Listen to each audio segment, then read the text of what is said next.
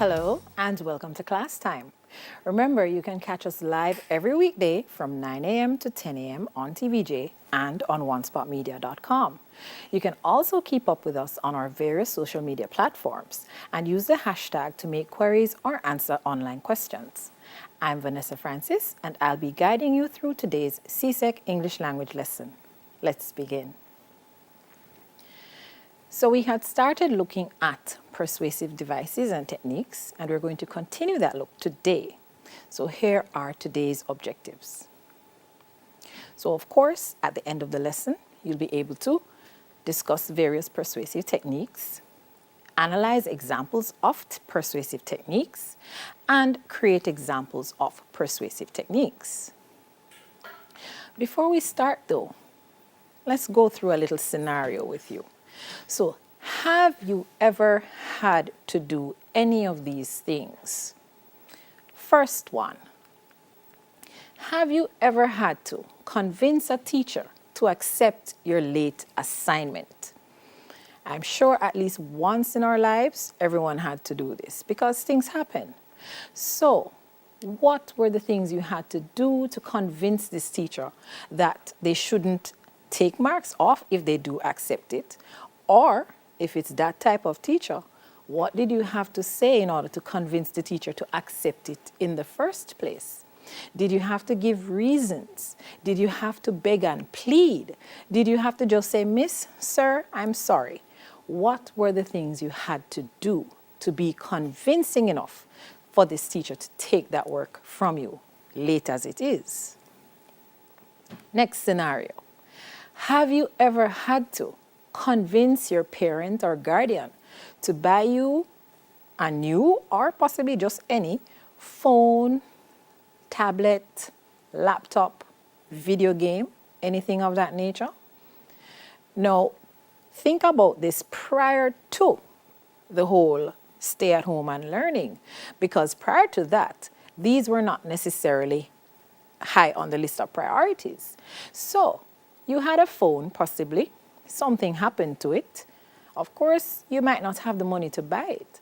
So you have to go to mommy, daddy, uncle, older sister, older brother, whoever it is, and say, I need a new phone. What were some of the reasons you had to give? What were some of the things you had to do?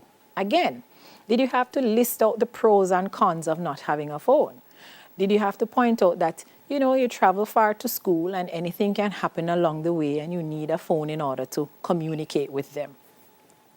Did you have to tell them that the laptop did not crash because of anything you did, but because it was just its time? Did you have to convince them that a video game is necessary for you to unwind because stress is a part of life and that is how you manage stress? So what were some of the things you had to say to convince this person to buy you any of these items prior to now? Switch to present day. Now that you are at home and learning from home, perhaps there is a device in the house and you're being told to use that one. What are some of the reasons you want to give now to get your own device to use? All of this incorporates persuasion. So let's look at our next scenario. Have you ever had to convince a friend to lend you something important to them? So your friend has something you want to borrow. However, it's something that is important. Now, my thing is books. To lend out a book is like lending my child, because chances are you might not return that book to me and I will miss that book as much or nearly as much as I would miss my child. So to convince me to lend you a book, you'd really have to get down and bring out everything. So what does your friend have that you want that is important to the friend? And how are you going to convince your friend to lend it to you, knowing that there's a possibility they won't get it back? So again, what are some of the strategies you'd have to employ to achieve that? Our last one now, and this one is very common. Have you ever had to convince a sibling to give you some of their food? No, think of it. If you have an older sibling or a younger sibling, the approach would be different. Because a younger sibling, you can take possibly a more authoritative stance because you are the dominant sibling, you're the older one. But if you're the younger one, then your stance, your approach would have to be different because you're the baby and they're older. So you might have to appeal to some sense of emotion, appeal to some sense of responsibility in that sibling to get them to give you some of the food that they really don't want to give you because you ate yours already and now you take your long belly and want some of theirs. So all these situations, whether you realize it or not, require you to be persuasive. And the strategies we're going to learn today can help you with any of these situations if they come up again, all right? So here are the techniques we're going to be looking at today. So the first one, the use of appeals. Now, focus on the word appeal. When you appeal, what do you do? Think about it carefully. All right, so under appeals, we look at the 3 pillars of persuasion: ethos, logos, pathos. Greek terms. We're learning some Greek as well as English language today because that's how we roll. So ethos is Greek for character. And under ethos, the focus is on the speaker's trustworthiness. So you're thinking of a scenario where you are trying to impress upon your audience that you are capable of their trust. You are deserving of their trust. They should be comfortable trusting you. So you're establishing yourself as someone they can rely on, someone who they can believe in. And that is, of course, important when you're trying to persuade somebody, because if you're a shady character, then right there, you have a much harder job of convincing someone to take your side or to believe your story. So with ethos, you are building your character, building a semblance of trustworthiness.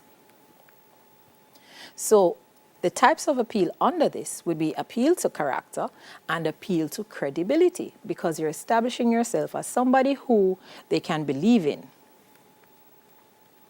So how do we achieve this? You take care to make sure that you show more than one side of an issue before you take a side. So you are trying to show them that you are fair. So you show them these are the pros, these are the cons. However, this is the side I would like you to lean towards. So you're giving the impression that you're a fair-minded individual. You're not being judgmental in any way. So you also would employ the use of a counter-argument. So the counter-argument now will show what the opposition will do. So you have a little appeal to opposition going on there. And even though you're going to show what the opposition might come with, you're still going to use that to lead into your thesis, what your argument is based on. So the whole synopsis of this is that you want to show that you are not biased in any way, even if you are, but you want to show, you want to give the impression that you are not biased. Now, another thing you can do is to emphasize your reputation. So in the exam, you're given various scenarios. And in these scenarios, you're free to choose a persona. So when you're writing, you don't have to write as a 5th form, 4th form, continuing student. You can take on a new persona when you write. So when you take on that new persona, you can establish your reputation in your essay. So you can speak to who you are. You can speak to what knowledge you have. You can speak to what traits you have that make you trustworthy, that make you reliable, that make you believable. Now the next one, logos. And logos is Greek for word. So under this, you're looking at reason and logic, because there are those of us who need logical reasons to believe something. So there are those people who will believe you because of who you are, and there are those who you have to convince based on their ability to reason out. So you have to give them 1 + 1 = 2. So these would take in your appeals to authority. And that means you're going to bring in opinions of experts in the field. Now be very careful. The whole idea of an authority figure is someone who is qualified to speak on that.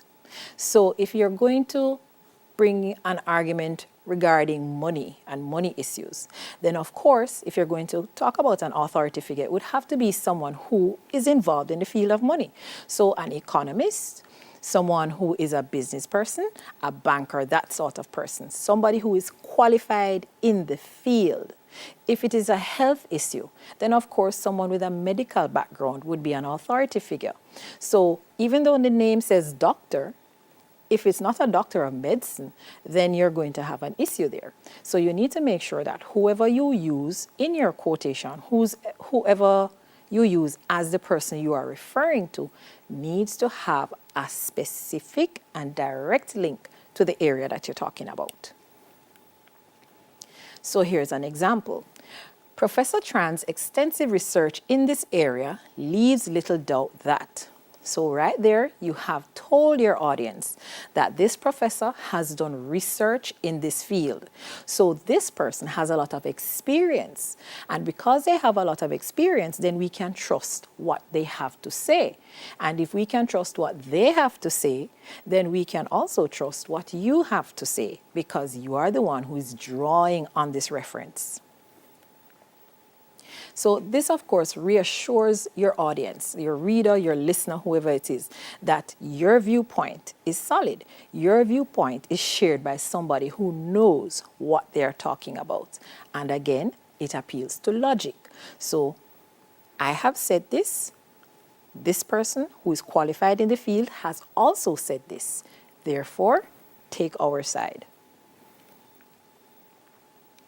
Under pathos now, look carefully. Pathos is Greek for suffering or experience. Interesting, isn't it? So the focus here now is on the values or the beliefs of your audience. So you are focusing not on yourself.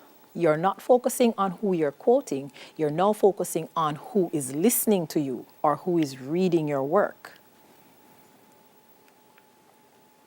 So the types of appeal here would be the direct personal appeal and, of course, appeals to emotions.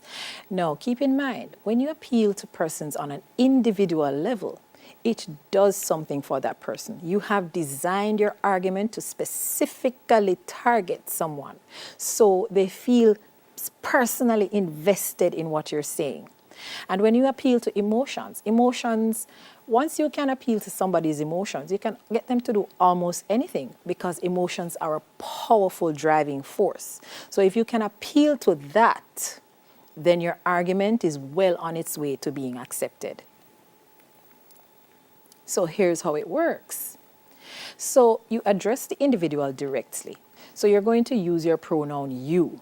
So the person feels as if you're talking to them specifically. You have singled them out. You have identified this person in your audience, and you're speaking to that person in your audience, even though you're really speaking to everybody. But they feel as if you have designed it just for them. Now here's an example of how you can do this. So enough is enough. Let us speak out against oppression. So you have used us. So you have included yourself with them. So you have made them feel that they are a part of this movement that you're trying to gain. And then the next thing, speak out against oppression. That is something that a lot of people would be passionate about. Nobody likes to see anybody being oppressed. Nobody likes being oppressed themselves. So that is something they can identify with, something they can relate to, and something you can use to help win your argument. And of course, once it suggests people's safety, security, or freedom are at risk, then of course you can motivate them to join you, because nobody wants to feel unsafe. Nobody wants to feel insecure. Nobody wants to feel as if they're in bondage. So these are powerful driving forces to get them to take what you have to say. So how do you achieve emotional appeal? So of course it's through the diction, the word choice. And you'll notice through all of English language, every study you do in English language, your choice of words carry weight. Your choice of words are what will push whatever you're saying ahead. So the diction can arouse hopes, fears, desires, anger, sympathy, any strong emotion. The words you choose, and if you choose them carefully, have that effect. So here's an example now. So there are plans for our national helpline. This should be fast-tracked. In the desperate late-night hours, a prompt reply could make the difference between life and death. Now notice the words that are highlighted. These are words that can be used to stir up certain emotions. The word desperate, the word prompt, life and death. These are very strong emotive words. And of course, because you have done all this, the reader now will have an emotional reaction to what you have said. So the reader now is motivated. You have stirred up some fire deep in their soul. So you have stirred them to anger, you have stirred them to sympathy, you have stirred them to love, to sadness, whatever emotion you have pinpointed as the one you want to use. You have made that come to the fore, and now they are ready to accept what you're saying and to join you in whatever it is you want them to do. Yes, there is some amount of manipulation going on. That's the nature of persuasiveness. So let's look at this now. So try and think of some appeals you could use based on this scenario. So think of an argument for, an argument against, based on this scenario. A vacation abroad is much better than one spent in your own country. Think of something you can use that is an appeal to either their emotions or their logic or anything of the sort that can support this. But also think of something that will oppose it. So think carefully. So here are two possible arguments you could have thought of. So to support, you could have said, studies by Dr. Faith Samuels, clinical psychologist, have shown that the overall rate of health and well-being experienced while on vacation is much higher among those who vacation abroad as opposed to those who remain in their own country. What type of appeal is this right here? What are the key words that tell you what kind of appeal this is? So it says studies by Dr. Faith Samuels. So you have incorporated somebody who has done studies in the area. So you have made an appeal to an authority. So right there, whoever is watching or listening will think, oh, so a doctor has done this study and this is the result of the study. So perhaps I really should go abroad instead of staying home for vacation. Now here's an argument against it. Think of the unexplored splendors in your own homeland that you will not be able to discover if you constantly vacation abroad. What type of appeal is this now? Have you incorporated a researcher or an authority figure? No, you haven't. So it's not an appeal to authority. Is it an appeal to logic in any way? Have you given any facts and figures? No, you haven't. But what you did was tap into how they feel. So you have said, think of the unexplored splendors in your own homeland that you will not be able to discover if you constantly. So you have kept telling them, you. So you have pulled them in, you have made it personal to them. You have made a personal appeal.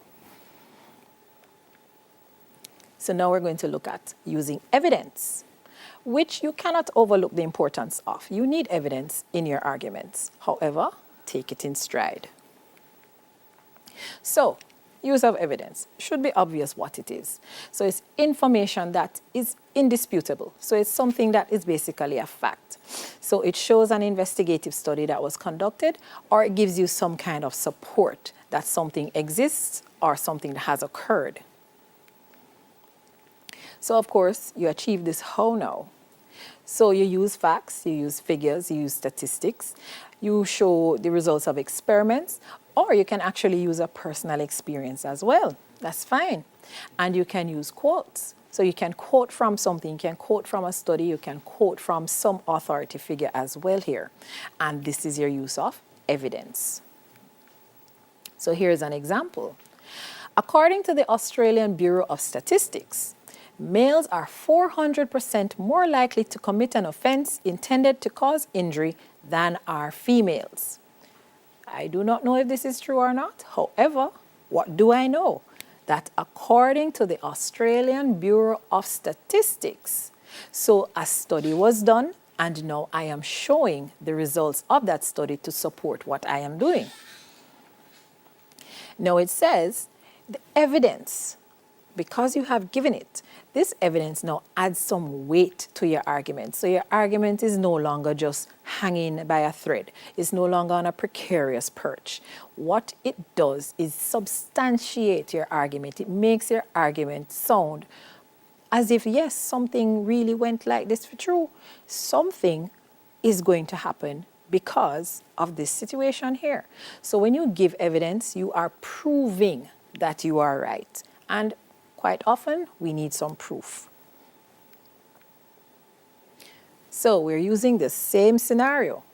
Same scenario. So keep that in mind. For all of what we're going to do is the same scenario. But this time, we want evidence. So think of how you can use evidence to support the argument that going away for vacation is better than staying home.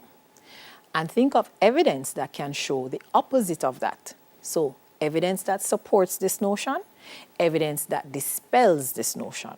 Think carefully.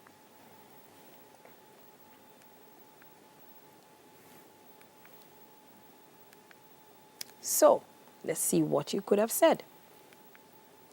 So to support the notion, you could have said, over 65% of those who vacation abroad say they do so because it is more cost effective. So you have brought in evidence of people who have said they go abroad for vacation because it's cheaper for them to do so. To oppose it now, tourists report being targets of various crimes more when outside of their own country than when they vacation at home, according to police statements collected. Again, more evidence. So you have shown evidence to support the idea that to go away for vacation is better. And you can also find evidence to support the notion that staying at home for vacation is better. Rhetorical questions. What are those? So, of course, it's a question where no answer is expected. Why are you asking a question, though, if you don't expect an answer? There is a point behind it, so don't lose it yet. So you do this because you want to make a point or you want to deliver a message. So you ask the question really just to stimulate thought. So this is how we achieve it.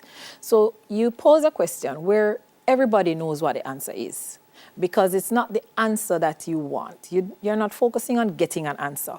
What you really are focusing on is to lead your reader, lead your audience to a conclusion. And that is why you have asked the question. So here's an example now. When funding for public healthcare is reallocated, what then will happen to those who depend on these services? So that should be an obvious situation. If you have free healthcare and you pull the funding, then those who rely on it, those who can't afford private healthcare, are going to suffer. So you don't expect anyone to answer you, but you do expect them to think about the repercussions of this thing that you have suggested. So the questions make the audience think. And what are they going to think about? They're going to think about the message behind the question. So it's not the answer to the question that you want. You want them to think about the answer to the question. And you also want to use that now to open up another discussion, perhaps. So you're going to think about this. Same scenario, remember. So you're going to think about the idea of what rhetorical question can prove that going away for vacation is good, or what rhetorical question can be used to cause you to think about staying home instead. Remember now, a rhetorical question. So you want a question that is really primarily for thought stimulation, not for the answer, just to stimulate thought. So we'll hold on to that and get back to it shortly. So we're going to go for our first break, and we will be back with more English language.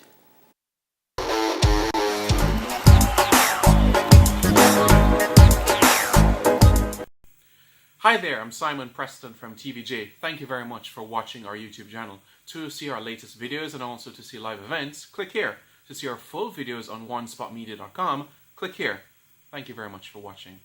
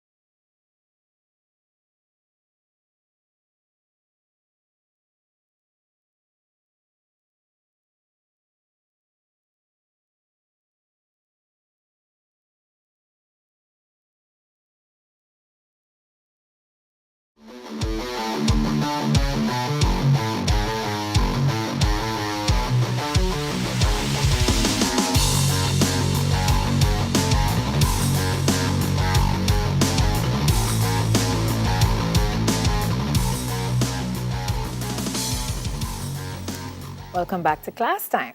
So let's pick up where we left off. So before the break, I gave you the scenario again, and this time I asked you to come up with a rhetorical question to support and another rhetorical question to oppose. So you had enough time to think about it. So let's see what you could have come up with. So to support it, you could have said, why would anyone choose to remain home while on vacation just to visit the same places they would have seen every day?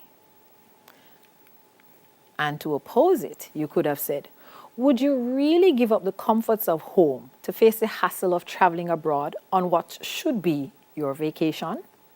So right here, you see two examples of how you can use rhetoric or rhetorical question to support an argument or to oppose the argument. So now we're going to look at an analogy and the use of analogies. So what is it? Of course, we have to start there. So it's a form of reasoning which compares one thing with another in order to make a particular point. But hold on a little bit. in the previous lesson, we looked at two ways to compare, didn't we? We looked at metaphor and we looked at simile. So how is this different or similar to either of those? Now, the idea is, in using an analogy, you might incorporate the simile, and you'll see that when you see more examples. So you will somehow have to use like or as at times in your comparison. But the idea is, and here is where the difference lies, you are comparing one thing to another in order to make a point. So you're not just saying this is like that and full stop. You're doing that for a greater purpose behind it.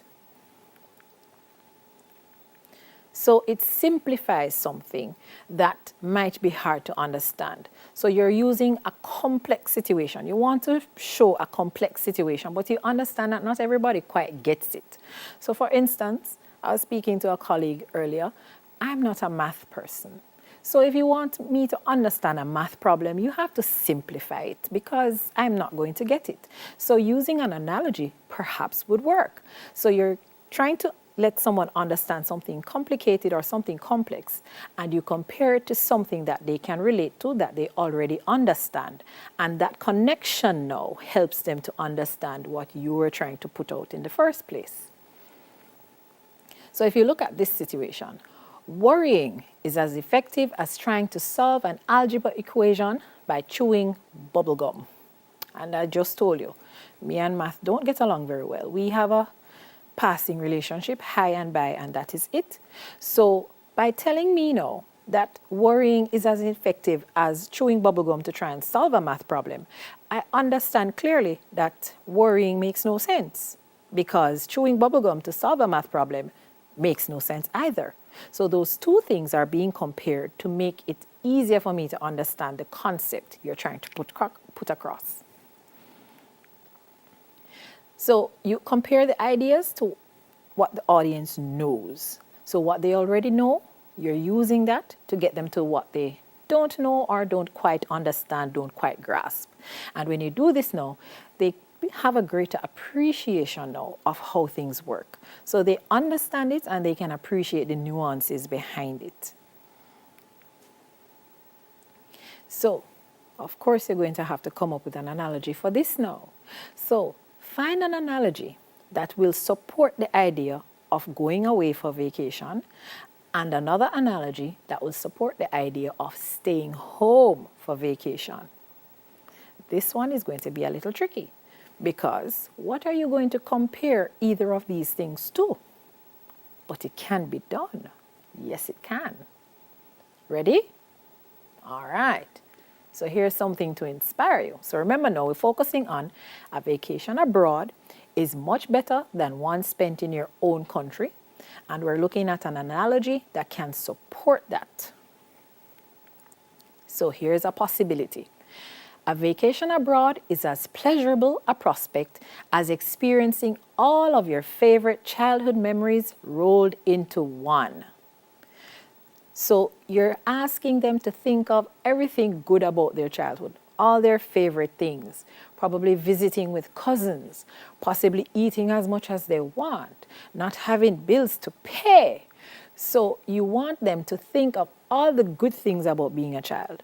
And now, after they have thought about all those good things about being a child, going away for vacation gives the same good feelings, all of them rolled into one. So all those lovely things you were remembering would give you the same feeling as going away for vacation. Now, to oppose it, you could say a vacation abroad has much the same appeal as a visit to the dentist for a tooth extraction. So you gave them wonderful memories to convince them to go, and now you have given them a horrible memory to convince them to stay. So the idea of having your tooth extracted by a dentist, not something you look forward to with glee and passion and gusto. So the idea of having to go away is supposed to engender the same type of feeling. You're not supposed to feel good about it. You're not supposed to long for it. You're not supposed to want to do it, because going away is going to give you that same feeling. Therefore, to avoid that feeling, tana your yard. So we're going to look at the use of anecdotes now. And think carefully.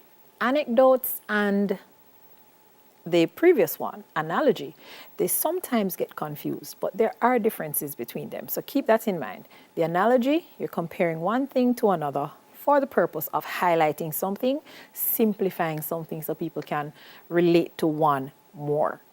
The anecdote now, slightly different, but it has the same general idea behind it.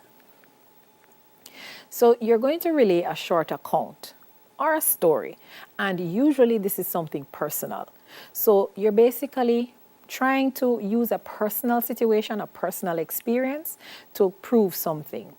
And one of the main benefits of this is that it's like you're putting yourself at the feet of your audience, you're laying yourself at their feet and asking them to accept you. So you are making yourself more relatable to them because you're giving your own personal experience. You're telling your own personal story for the most part.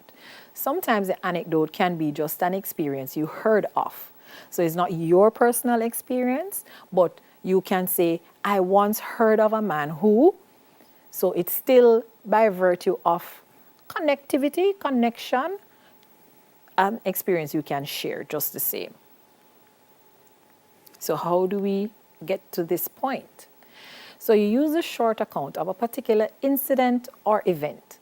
And of course, if you're going to use it, it should be something that your audience will find interesting or that they will find amusing. So it can be a funny story or it can be a thought-provoking story. But it should, again, be something that causes them to think, something that will be relatable to them. Because at the end of the day, remember, your aim is to use this to persuade them. So it must be something that they will have some amount of interest in.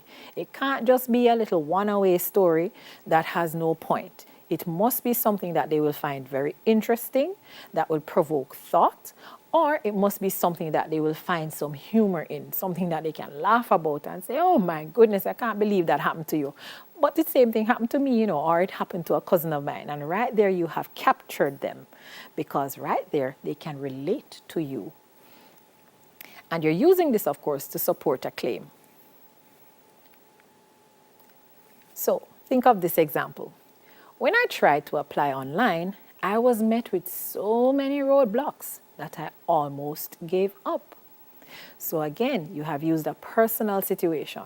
And this is something quite a few people can identify with, especially now, because much of what people used to do in person is now being done either over the phone or via computer or other device. So by telling them that in trying to apply online, it could be applied to a school, apply for a job, apply for a loan, whatever the case may be, some form of application that you have done. In trying to do that, of course, we were met with so many roadblocks. And we can think of the many things that could happen. Could be that you had internet issues.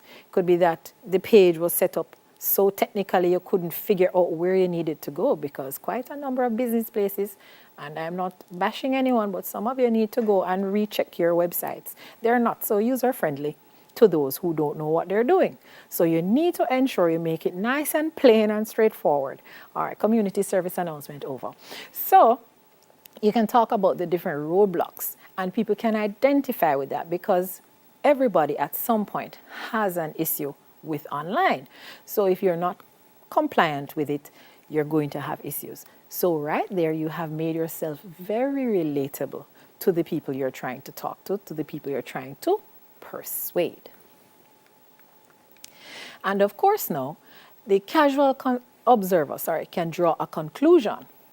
And this personal experience might not be valid, but you haven't proven it, but they still can share in it some way. So it is not a fact that you have given. Remember that. You haven't given a fact. It's not evidence-based like the other techniques before, where you can check that, you can fact check. For this type of situation, you're basically tapping into their personal experiences, their background, the things that they might know or understand based on what they have been through or what they know people have been through. So your conclusion is not going to be fact-based, but it will be emotional-based, it will be experience-based, and it is just as valid as any other. Because remember we said, emotions are powerful forces. Some things require logic, other things require emotion. So now, we achieve this how? So you use a short account of a particular incident or event of an amusing nature. Remember now, you bring up a situation that somebody can relate to. Then you make sure that your conclusion is valid even though you can't fact check it. And then it is easier for people to believe something that someone else has experienced than it is for some people to process various statistics and figures and so on, because not everybody, again, is mathematical. So telling them 50%, 80%, 20%, yes, that's good, but not everybody can relate to that. And remember now, when you're writing for a variety of people. So it's not just one type of audience that you're trying to persuade. And at the end of the day, you need to pull out all the stops. So you need to incorporate various mechanisms so that if it's somebody who requires logic, you give them logic. If it's somebody who requires emotion, you give them emotion. So not everybody can relate to the whole idea of facts and figures, but there are some who better relate to a personal or a shared experience. They can understand what you're saying because it is something that they can visualize, something that they can see happening, something that they might have experienced themselves. So, remember now, same scenario being used. So, think of a supporting argument for vacationing abroad being better than staying at home. Think of an argument opposing the idea that vacationing abroad is better than staying at home. And you're going to be using what again? Right, you're using an anecdote. So you want a little personal story, something that people can again relate to. And because they can relate to it, then they can understand where you're coming from, they can see your point, and most importantly, accept and agree with it. Finished? You ready? All right, so let's have a look. So a supporting detail you could pull on. My first vacation abroad was such a memorable experience that I would encourage anyone who is able to go overseas for their own vacation. So right there, you have told them that it was such a happy time, such a wonderful time, you had such great fun that you would encourage anybody to do the same thing. So right here, person who is listening, who might not have thought about it, can say, well, it worked for him, it worked for her, so maybe it can work for me too. Now, of course, we have to think of the other side of the coin. So here's the thing that you could say. My first vacation abroad was such a stressful experience that I would encourage anyone who is able to stay home for their own vacation. So we have two sides of the coin. One person has said it was memorable, it was pleasurable, it was wonderful. So they'd encourage you to go. The other person, based on their personal experience that they have shared, says that nothing like that happened. It was so stressful. And that is a powerful notion to bring up because most people who are of sane minds want to avoid stress or want to avoid adding stress to the stress they already have.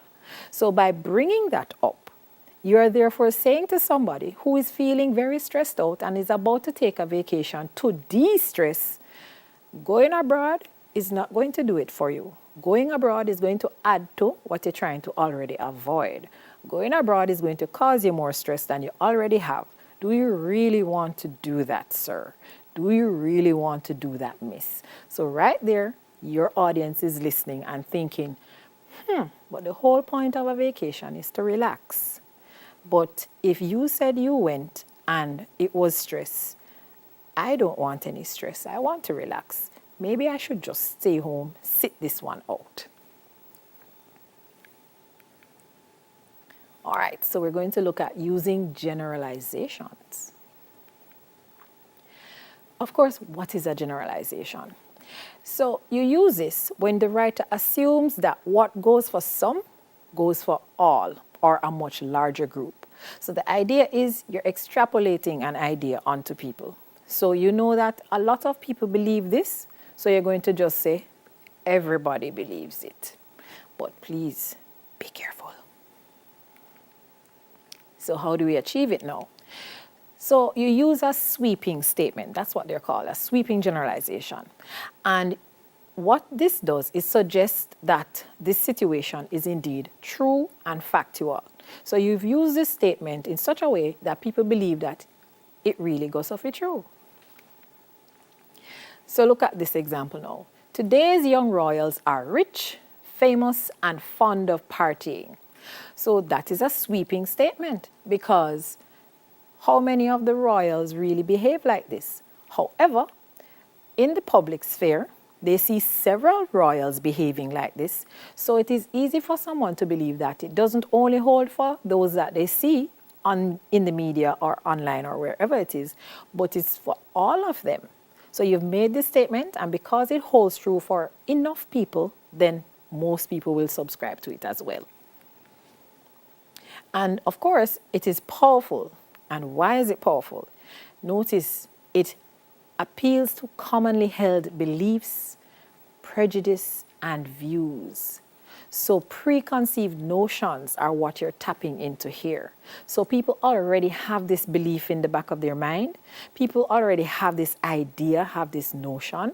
So you're exploiting it. And you're exploiting it in order to get them to agree with you and to believe what you're saying. So you know that many people hold a certain belief. So of course they're going to make it sound like it's not just many people, it's everybody who has this belief. So now, these are things that many people would be talking about. These are things that would be common knowledge, what you would call common knowledge. So it's something that is not a secret per se. However, I cautioned you earlier and I caution you again. Be careful with using the generalization because you can make a faulty one. So try not to make a generalization that is blatantly incorrect. You don't want to make a generalization that is going to put you in a bad light. You remember now, you make your generalization based on the fact that it is a commonly held belief. And because it's a commonly held belief, then you can run with it. But if you're going to make a generalization based on something that only you believe, then you are at risk now of seeming as if you're being biased because you alone believe this or very few people believe this and you have made it seem as if it's a common belief. Be very careful. So here's what you're going to work on while we go for a break. So you're going to use generalizations to come up with a point to support and a point to oppose this issue. Same issue we've been working on all morning. So come up with something to prove that you must stay home for vacation or something to prove that you should go away. So we're going to our final break. When we come back, we'll wrap things up. Soon forward.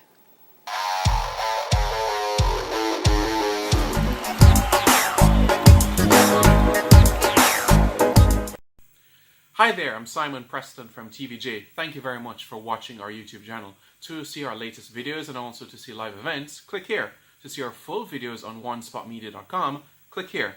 Thank you very much for watching.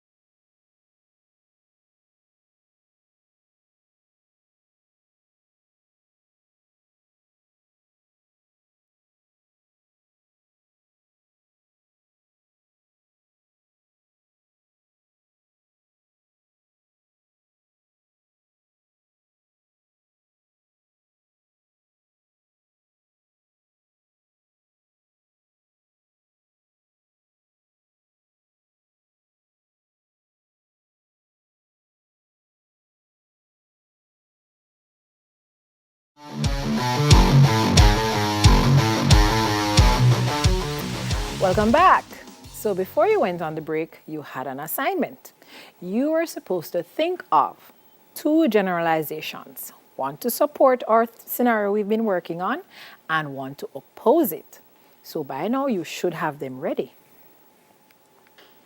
So let's look at one that you could have used to support. People who vacation abroad have had numerous exciting experiences to share. So right here, you are saying that everyone, basically, who goes away for a vacation comes back with many experiences that they want to share, many exciting experiences. I say imperative word there, many exciting experiences to share. And on the flip side, you could have said, no one who has vacationed at home has ever expressed disappointment or regret in their decision. So right there now, you are establishing the idea that people who choose to stay home don't feel bad about staying home. They feel just as good as those who go away. No one who's ever stayed home for vacation told anybody that they were disappointed or that they regretted staying home. So you think of those options. So generalizations can be used effectively to persuade your audience. However, remember I said be very careful. You don't want to make a faulty generalization because you can lose marks for that. So if you make a generalization and in Jamaican parlance, not no go so, you are at risk. So of course we touched on this in a previous lesson, the use of humor. Laughter is good medicine, you know, and it's a good persuasive technique too. So when you use humor, what you're doing is accessing the audience's innate propensity for mirth to engender them to taking your side. So basically, you're tapping into people's feel good genes and emotions in order to lighten the mood, lighten the tone, and get them to be more receptive of what you're saying. Because if you put someone at ease, then of course they'll be more inclined to listen. And if they're more inclined to listen, then they're more inclined to believe. And that is what you're aiming for. Remember I said, no, this is low-key manipulation that you're doing. So here's how we work on it now. So you're going to provide a more engaging and friendly tone. So as I said before in a previous lesson, you don't want to be too serious right throughout the whole argument you're making. Yes, you need to be serious, but you can also lighten the mood, lighten the tone, and break up the tension that you have created so that your listener, your reader doesn't feel as if they are being pressured into agreeing with you. You can switch roles, you can switch gears and make it more lighthearted. So you can also use the humor now to dismiss any opposing view, and you can use various methods to do this. So here's an example now. Whenever it rains inside the free houses as well. Now, I've said this before. Humor is not always slapstick. It's not always hold your belly and laugh humor. Sometimes it's just a little, oh my Jesus, really? That type of humor, and that's fine too. So humor can be more sardonic, it can be more sarcastic too, but it is still classified as humor because you have given somebody something to chuckle about. So if it's even something to shake their head and say, oh Lord, geez, they really said that? That is fine. Nothing wrong with that. So you sway the audience now by having them become part of the joke. So when you tell them that it rains inside the house, anybody who has ever experienced a leaking roof can identify with this. So they say, oh my, it's bad for true. So, of course, how are you going to employ humor now to support this or employ humor to oppose this? Think carefully. Something humorous, maybe slapstick, maybe just sarcastic, fine, as long as it's something lighter than usual, to tell us why we should stay home or why we should go abroad for vacation. Ready? Sure you are. So to support it, yes, stay at home where Mauta Masidori, who you see every day and who you desperately want to get away from, lives. So right there you have conjured up this image of somebody in the community, probably even in the house, who is very, very talkative of others' business. For an opposing view now, imagine have to run like your life depends on it to catch a flight while trying to shepherd wayward children, haul multiple bags of luggage, and maintain your sanity simultaneously. Again, this is some very disturbing images now, because everybody will feel traumatized by now. You're going to laugh if you see somebody else going through it, but you don't want to put your own self through it. So the humor here is at the idea of going through this. And the humor here is effective because you can picture this in your mind. You have 3 children, 4, maybe more, and you have to be corralling all of them. You have to be hauling all kind of bag and pan. You have to be, oh my goodness, that's not a nice sight to think of. So the use of attack or praise. So of course, when you give an unflattering or a flattering expression, you are trying to influence your audience to either like them if it's flattering or dislike them if it's unflattering. So you attack them to engender dislike, or you praise them in order to get them to like them. So when you attack, of course, you're going to be belittling a group or an individual. And when you praise them, you want to make them look very outstanding. So you're going to say the best things about them in order to get them to look good. So here's your example now. The sorry state of the community's economy is not just a consequence of drought, but of more than a century of dysfunctional management. So right here you have attacked the management of this community. So you're saying that it's not the drought alone that caused the community to be suffering right now. Mismanagement has greatly contributed to that.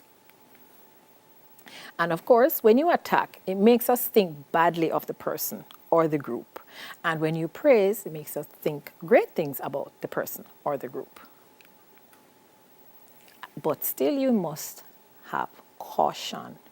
So you can offend someone if you alienate the audience. So be careful when you use an attack or you try to ridicule an institution, because you don't know who in your audience might be associated with that institution.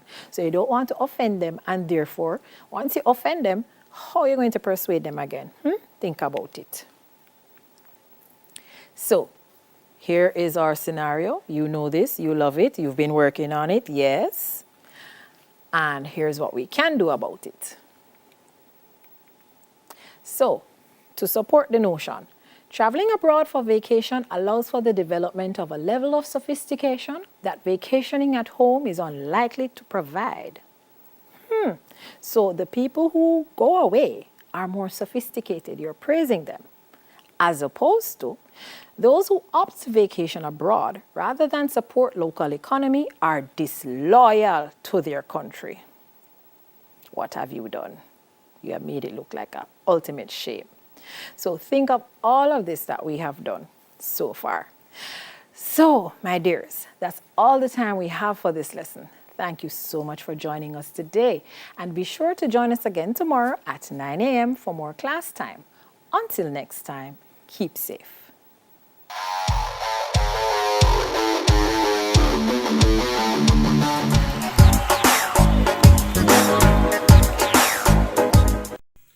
Hi there, I'm Simon Preston from TVJ. Thank you very much for watching our YouTube channel. To see our latest videos and also to see live events, click here. To see our full videos on onespotmedia.com, click here. Thank you very much for watching.